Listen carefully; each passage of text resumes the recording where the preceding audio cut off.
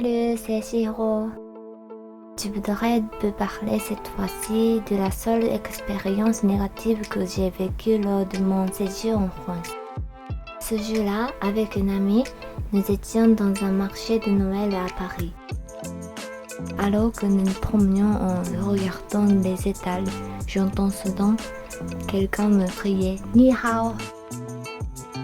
Je me suis retournée et j'ai vu un homme qui riait en me regardant. Je pense qu'il est normal que les non-asiatiques ne puissent pas deviner de quelle origine je suis. Mais lui, il se moquait manifestement de moi. J'ai réfléchi très calmement. Je ne parlais pas bien le français, mais j'ai voulu lui répondre « Vous êtes raciste ». Cependant, comme c'était la première fois que ça m'arrivait, sur le moment, je l'ai simplement regardé.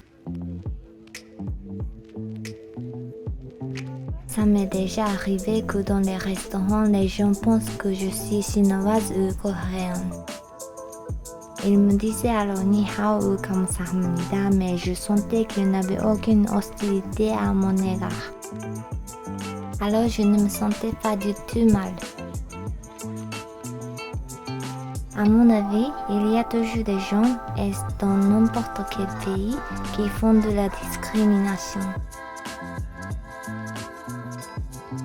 J'ai vécu cette expérience, mais cela ne veut pas dire que je pense que tous les Français se comportent ainsi. C'est juste ce garçon de marché de Noël qui est un idéal. Je me remémore encore cette scène de temps à autre. J'espère que la prochaine fois que j'irai en France et que je devrais me retrouver dans la même situation, j'aurai les compétences linguistiques nécessaires pour répondre. J'ai une autre anecdote un peu dans le même genre. Mais pour celle-ci, je me suis rendu compte qu'une fois rentrée chez moi, que l'on m'avait peut-être dit quelque chose de discriminatoire. Je marchais dans la rue aux environs de 18 heures. C'était une rue sombre, peu fréquentée et pour ces raisons, j'avais peur.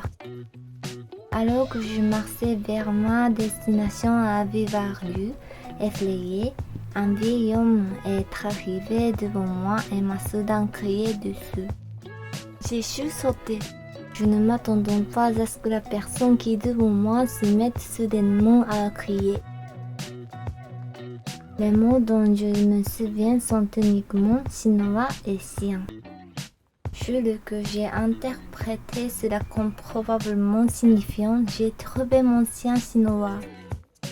En tout cas, j'ai fui l'endroit aussi vite que possible en me disant que c'était de même un drôle de bonhomme. Quand je suis rentrée au Japon et que j'ai repris les cours de français, il m'est venu à l'esprit que le mot que j'avais entendu et compris comment était le mot « sien » était peut-être plutôt « sien ». Je ne sais pas ce qui est vrai ou non, mais dans tous les cas, c'est une histoire qui m'a plutôt fait peur qu'elle ne m'a offensé. J'ai cru que mon cœur allait sauter de ma poitrine.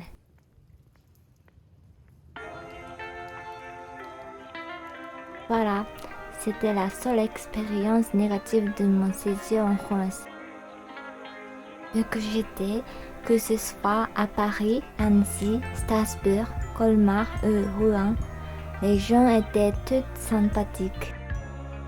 Lorsqu'ils voyaient que j'étais en difficulté, de nombreuses personnes m'interpellaient et me proposaient leur aide. D'un point de vue un peu plus mental, j'ai eu une impression très positive de la France. Je ne sentais pas qu'il puisse se passer quoi que ce soit de grave. Bien sûr, j'étais plus prudente que lorsque j'étais au Japon, mais je n'étais pas trop anxieuse. J'ai l'impression que mon état d'esprit, qui à ce moment-là était toujours joyeux, n'a attiré que des gens bienveillants sur mon chemin. Aussi, juste avant les événements du marché de Noël, je parlais de discrimination avec mon ami. Il se peut que j'ai moi-même créé cette situation en parlant juste avant. Des paysages magnifiques, de la bonne nourriture et des gens tolérants, du grand art. J'aime la France.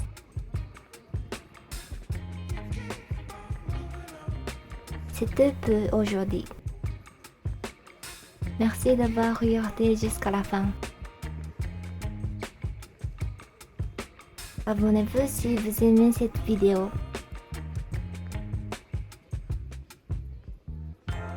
À bientôt.